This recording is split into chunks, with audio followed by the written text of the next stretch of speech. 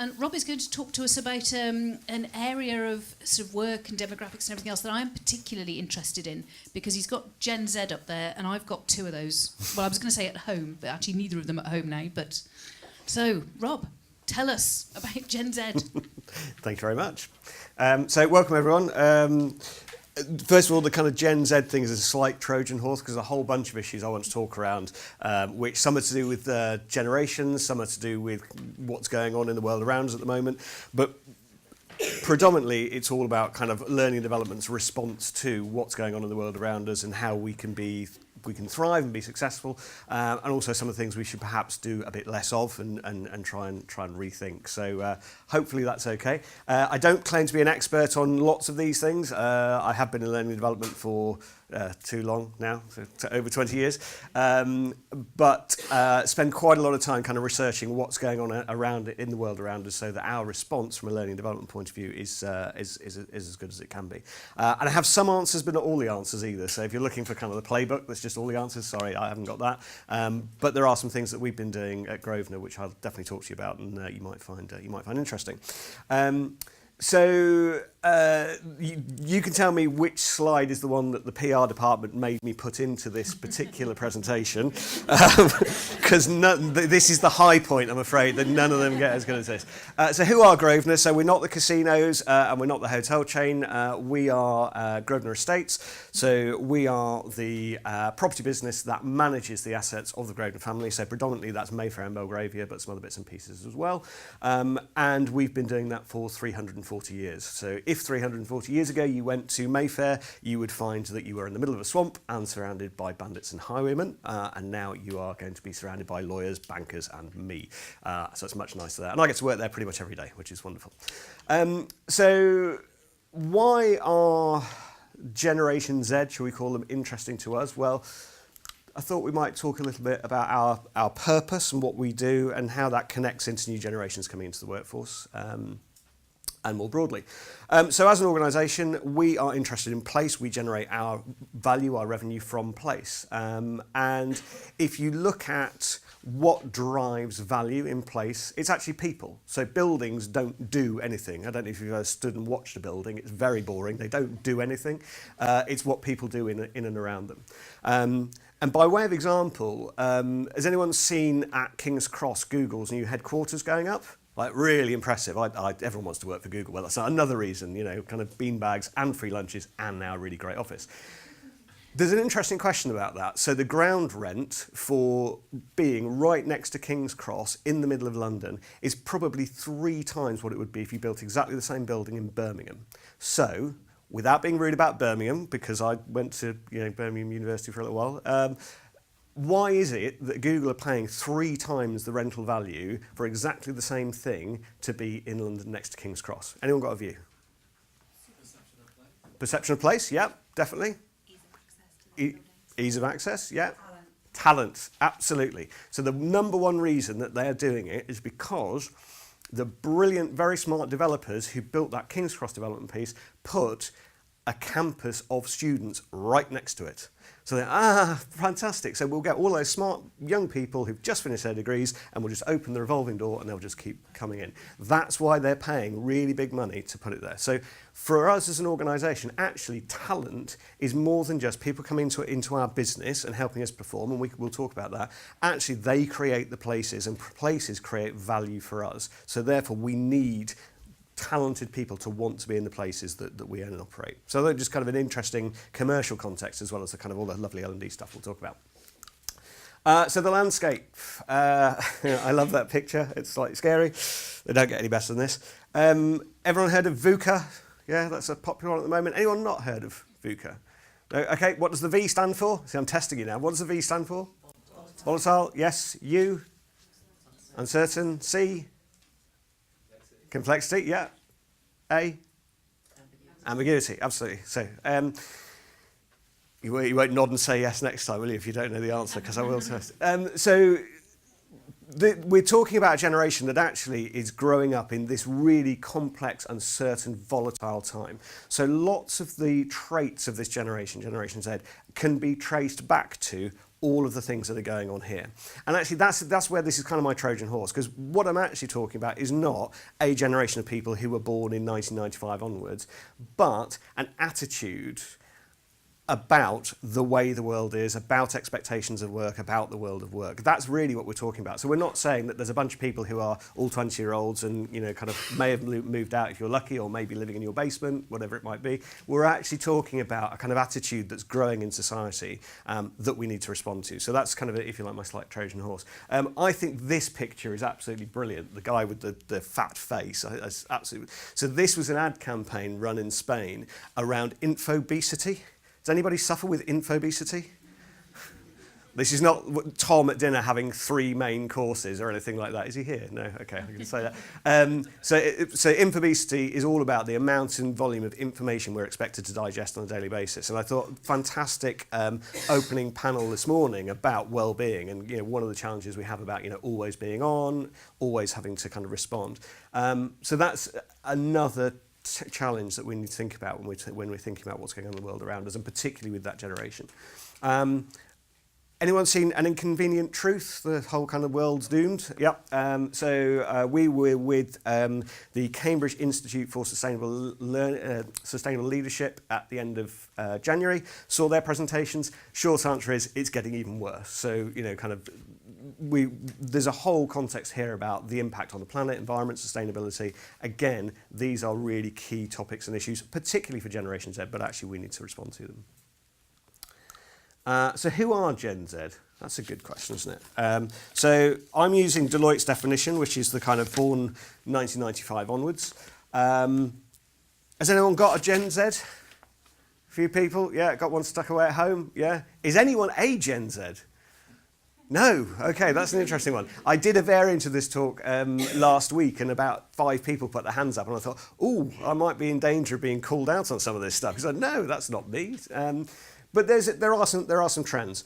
And actually, compared to millennials, there are some interesting differences that seem to be coming out in the data. So here's a few things that seem to define Gen Z. So the first one is about technology. Anyone who has a Gen Z will know that they are on their phone, 7-8 times a minute, something like that.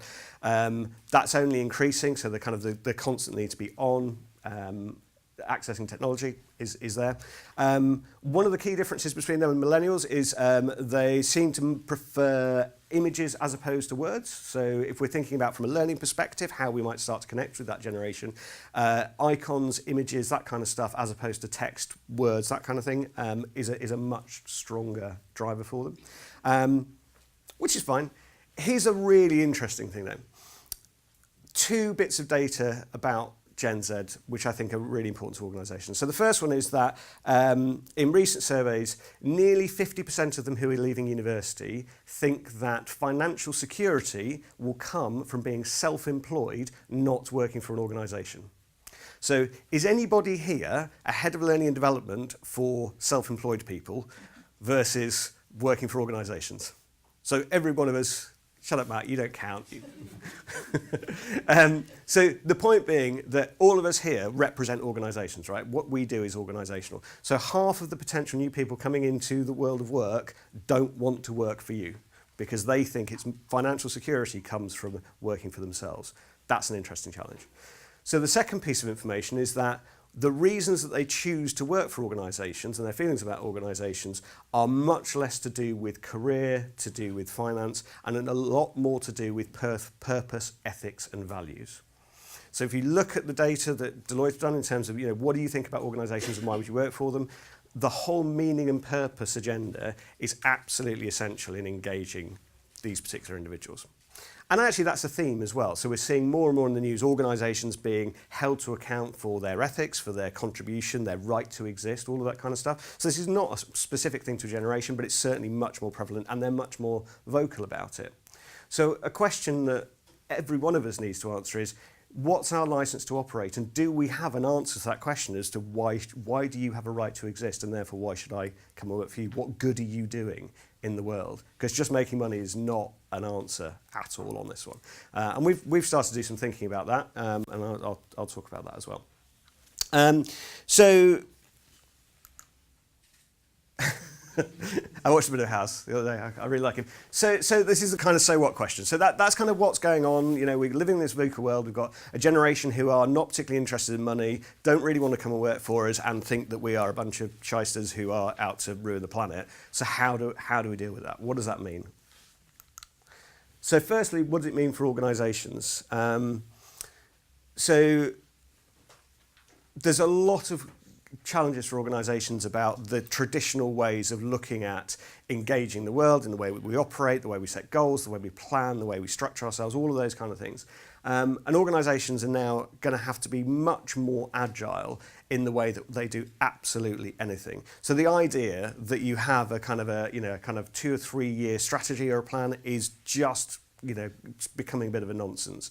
And that's both in terms of the world around us, this VUCA world, but also in terms of reacting to the expectations of new generations coming into the workplace. Because again, their experience of life is at a much faster pace. So they expect us to be responding much more quickly, changing much more quickly, being much more agile.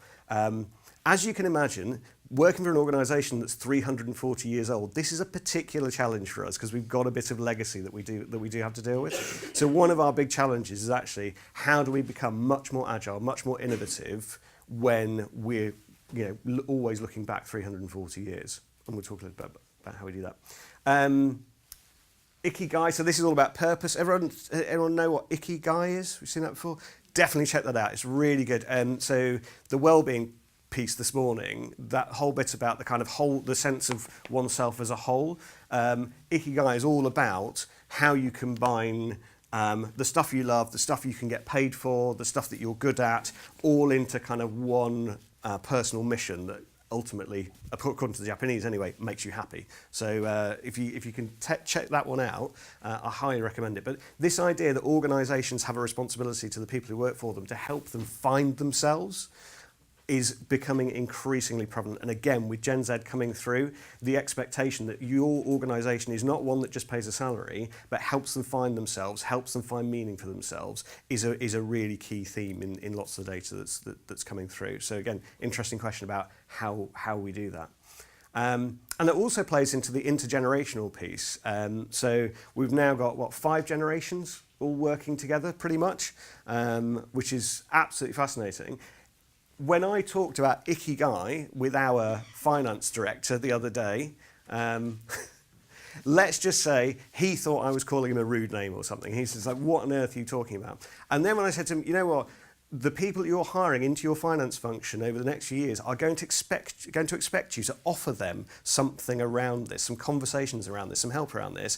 I frankly was not getting a particularly great response to that. And this is one of the challenges that I think we need to think about from a learning perspective. Is it's not just about changing our offer to engage the new generations coming in, it's how do we help the generations that are already in the organisation to become much more able to deal with new generations coming into the organisation. Because actually, if he responds like that during an interview when new people are coming into the organisation, they just won't join us. And you've all seen the stuff around war for talent. In about kind of 15 years, there'll actually be more jobs than people who are qualified to do them. So therefore, increasingly getting people into the organisation is going to be a real challenge. So helping people who are already there turn it into an attractive place for new generations is an interesting challenge for us. And then, there's all this stuff about kind of needing to do more with less, kind of making, kind of that productivity piece that we've talked about again, is all on the plate of organisations. So how do we do that again whilst engaging these new generations? And then for individuals, does anybody feel that's them today? Or maybe not today, maybe this is the one day when this isn't you, like every other time. This is only going to get worse. So there's only going to be more technology, more information. So that kind of well-being piece this morning is really, really relevant.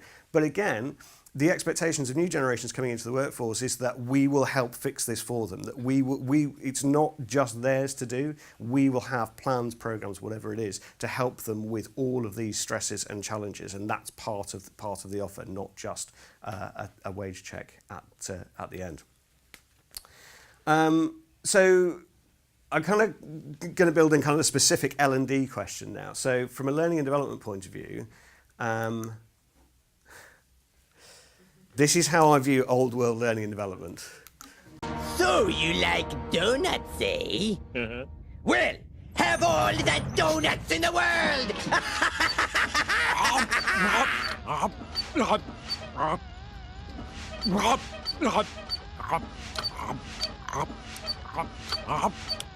More. I don't understand it. James Coco went mad in 15 minutes. Brilliant. Love that one. I mean, can't get wrong with this. So, in old world terms, learning and development has, in the past, looked a bit like that. So, sit there, take your learning, and we will kind of give it to you, and absorb as much as you can do in the format that we decide you ought to take it.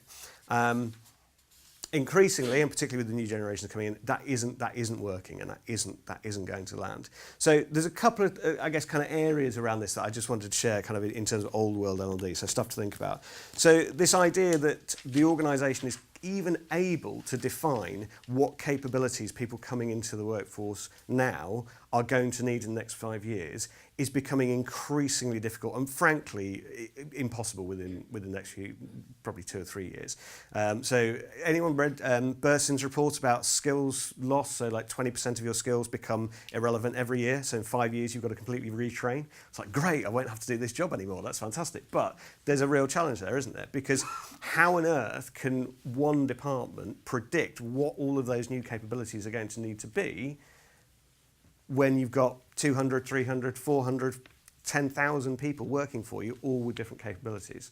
So the idea that kind of L&D goes, here's some learning because that's what we think you need, just not sustainable. I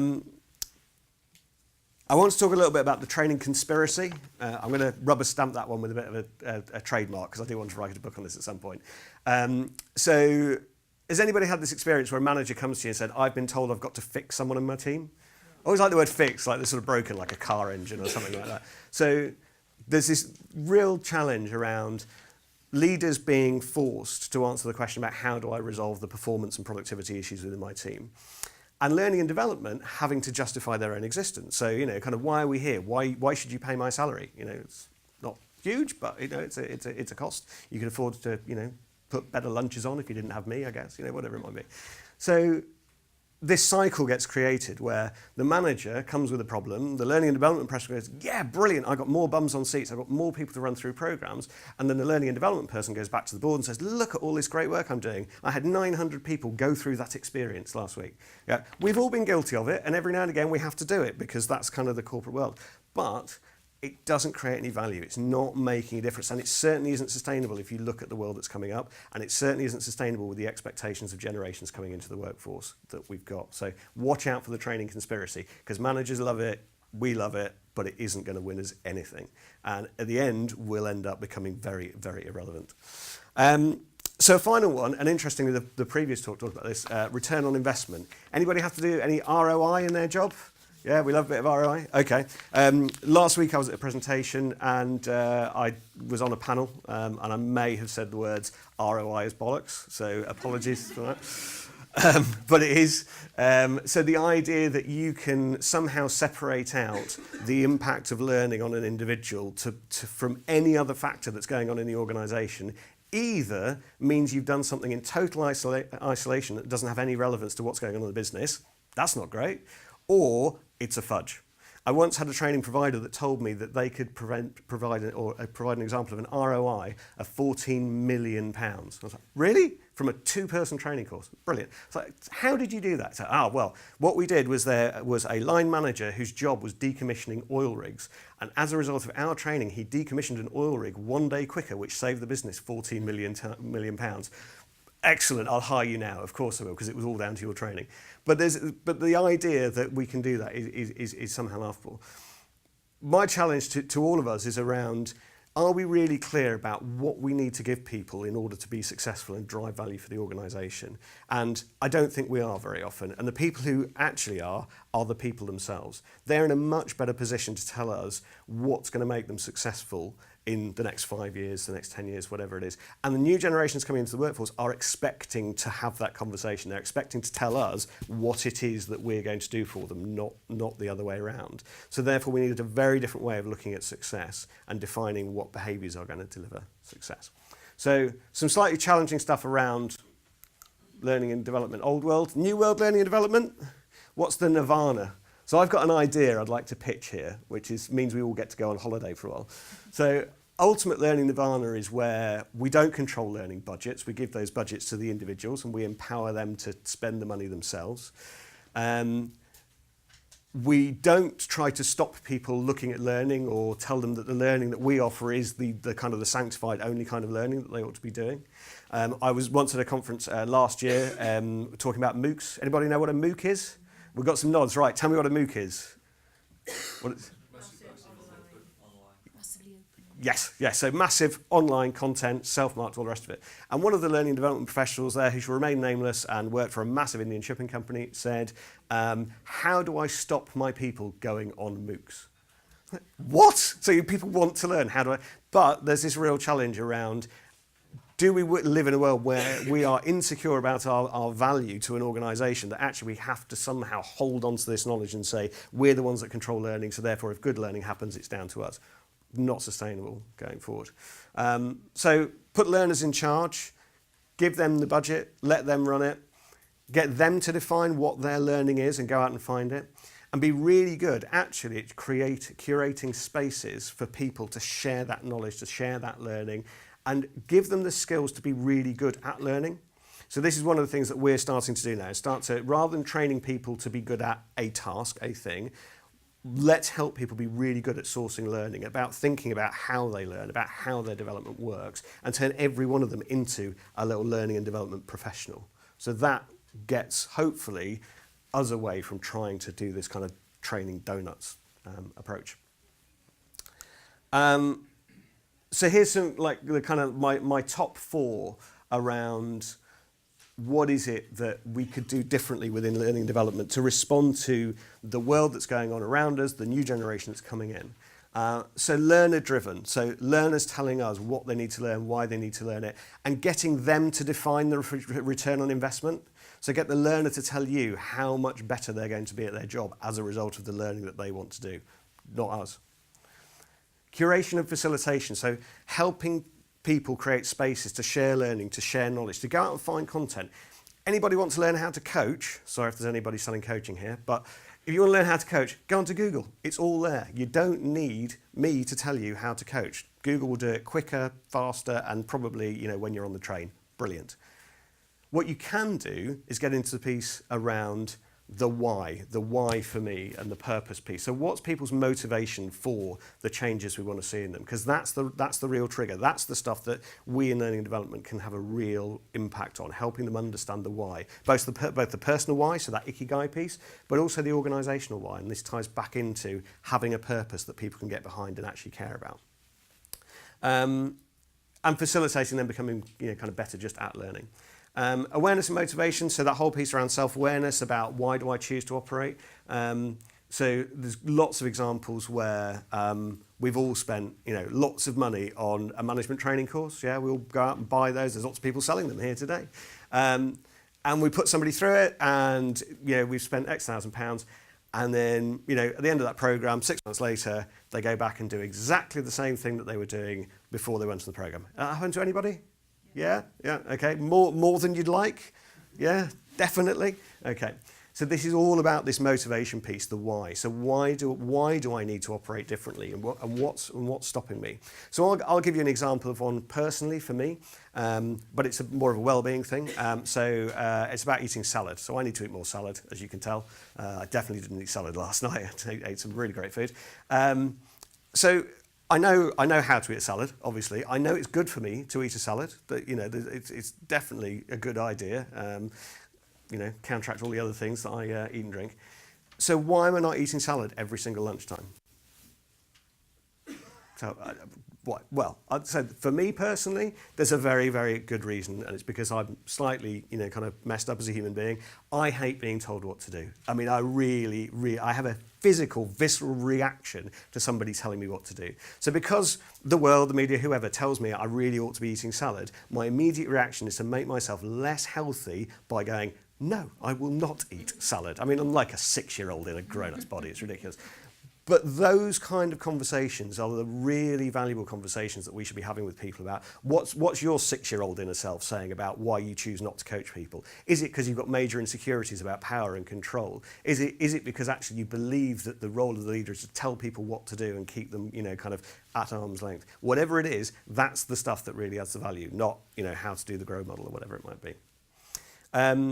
And then value creation. So this is kind of a flip on the idea of return on investment. So where are we creating value for people, for organisations? Not trying to kind of back justify things we've done by saying, look, there was some money churned out at the end, but being really clear about what are the behaviours that people need in order to be successful in our organisations, and then demonstrating that what we did created those behaviours, and that is creating value. So if you don't know that up front, why are you doing it? If you're having to kind of measure it at the end, it's way too late. So in our organisation, for example, a really key behaviour is around stakeholder management. So we deal with local government, we deal with national government, we deal with local residents associations, and if they don't buy into what we're proposing, we don't do any business because we can't build the things that we need to build, we don't make any money.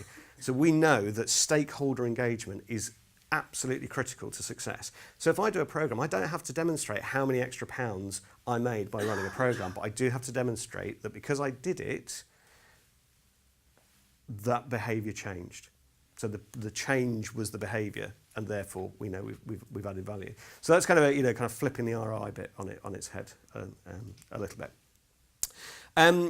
So I know I've kind of Trojan horsed a bit, kind of the whole kind of Gen Z thing, but there are lots of messages coming out from Gen Z about what they expect from organisations. But actually, they're the same thing that most of us are now expecting from organisations. It's just they are the kind of almost the kind of the poster campaign for it. And if we're not able to respond and we're not able to change our ways, we won't be able to react to the world that's going on around us. We will not be relevant, and we certainly won't be able to attract that talent that we really need in order for our businesses to thrive. So that's Gen Z. I have loads more data and stuff that I can share with people that if you're interested, if you're a real kind of data nut, I've got lots of that kind of stuff that I'm very happy to share, but I thought it was more important to do a think piece around it. So I'm guessing we've got kind of a few more minutes. Yeah. So I'd be interested in just kind of sharing a couple of examples of things we've done, and then you maybe do a bit of Q&A, if that's all right. So a couple of things we've done most recently. So just introduced a reverse mentoring scheme where we're getting kind of not quite Gen Z, more millennials, but to mentor our executive team. So we're setting that up at the moment, and we've just started an inclusive leadership kind of program with our executive team around how they use those mentors to understand different generations and learn for themselves about how kind of to think differently, to kind of to be more inclusive. We just done, I can highly recommend it, an inclusive leadership 360 with all of our executive teams. That's great fun. Sitting with your FD and telling him he's not inclusive, and telling him that he needs to expand his network and not spend all of his time with middle-aged white men at the rugby. That could have been a career limiting move, but it seemed to go okay. But again, it's about that awareness piece. It's about giving people the data so that they can think for themselves what's going on for me. But I know that as it stands, if he's trying to attract Gen Z into his organisation, it's not going to work. They're going to take one look at him and it's not going to work. So we've got an inclusive leadership program we're building. We're doing reverse mentoring. And from a learning perspective, we have pretty much thrown out anything that looks like a kind of one-day workshop or a kind of a 6-week program of development. Everything is kind of access what you want when you want it in a blended way. I'm looking at Matt there because Medias have done lots of work for us. You should definitely talk to them about the programs that they built for us. But again, we're trying to respond to this view, this expectation that people can have the learning when they want it, how they want it, at their moment in time, and when they really need it. So all of our programs now reflect that. So I bet we've got probably about 2, 3, 4 minutes. Yeah. If you got Q&As, any questions? Yeah, there's one there. You mentioned about giving people skills to be good at learning. Is that anything that you're trying to grow? Yes, so we produced a piece of e-learning called Learning to Learn, and the whole concept behind it was, the stuff that we all know about, learning cycles and, kind of self-awareness and all that kind of stuff. We just put that in e-learning. So we just said, great, instead of us holding that knowledge, there you go, that's all for you. And it gave people some diagnostic tools around how do I particularly like to learn, what's most useful for me, and have I really thought about, kind of the behaviour changes that I want to make. And actually one of the key messages is, am I taking on too much? You know, kind of one a month is probably about right at best. So if you're trying to do more than that, you're probably not going to be that successful. So yeah, so far it's gone down very well. Other questions? One at the back there? Yeah. Rob, yeah, just have you found any work or any needs, like the missing link in helping line managers to have the sort of conversations they need to have? You know, so some of them might be quite tricky or uncomfortable conversations. Yeah. They might need to have a courageous conversation. Love those. Have you found any work around that? So we've done quite a bit of work around that, and we've done quite a bit around emotional intelligence and how that sits at the heart of it. So I go back to this point about you can spend lots of time giving people, you know, kind of frameworks and pathways to follow, but actually what you've got to get into is why you're avoiding difficult conversations, what, you know, or doing them badly, you know, what's going on for you. So I did my emotional intelligence profile. I also post it online because I talk about it all the time. And one of the tools we use is this kind of diagnostic around kind of importance of self, importance of others. And I have a real imbalance. So the importance of self is really high, the importance of others really low. So sorry about that if I've offended in any way. It does happen. But what that means is actually when I'm having a conversation, I have to be really careful to watch out for enjoying conflict and liking a fight, liking a battle, because that's one of the things that comes out for me. So actually, putting me on a training course on having a courageous conversation is a bit pointless, but actually understanding that that's one of my pitfalls and I could have a really poor conversation if I didn't watch out for that is very, very powerful. And in fact, I used it the other day with somebody on my team I had a pretty tricky conversation with, and I could feel my kind of urge to get really kind of combative, and I was like, oh, no, this is because you like a fight, you don't want to fight, actually you want to come to a win-win situation. So that's what I would say. Any other questions? Yeah? You talked about, you know, giving them what they want when they want it. What if they don't want it? What if they don't want it? Excellent. That's a great question. What if they just don't want to be relevant in the next 5 years? What if they just don't want to make more money, more targets? Well, yeah, absolutely. I speak because I represent the British Red Cross, and Okay. we have a large volunteer base. Yeah. And sometimes they don't want it. Wow. Yeah. So you don't pay them, No. and they go off and do stuff completely for free, but they don't. They No, I mean, we can give you. I can give you an algorithm that is not completely for free, but people do give their time. And Yeah. that's- Yeah. But if they don't want to learn. Interesting. Tackle that. How do you tackle it? So I would argue this goes back to this awareness and motivation piece. So we've all got motivators, we've all got things that drive us. And if people are volunteering their time, they've got some pretty strong motivators in there. So how do we attach the offer of learning to those motivations? So we've done some stuff called motivational mapping. Anybody done that? Again, highly recommend it, great tool. So what it does is it helps people identify what their personal motivators are and also how motivated they are in percentage terms. And using that, we've been able to have conversations with people about learning about their objectives, which are absolutely tailored to the stuff that really drives them. And we've even done organisational maps where we know that most of the people who work in our organisation are really purpose-driven. They like to have a real meaning for what they do. So a lot of what we talk about is actually our purpose as an organisation rather than just kind of like bottom-line figures, because for most of them, that's not a key motivator. So finding that stuff out is really useful. And do a motivational map. They're really good fun. I'd highly recommend it.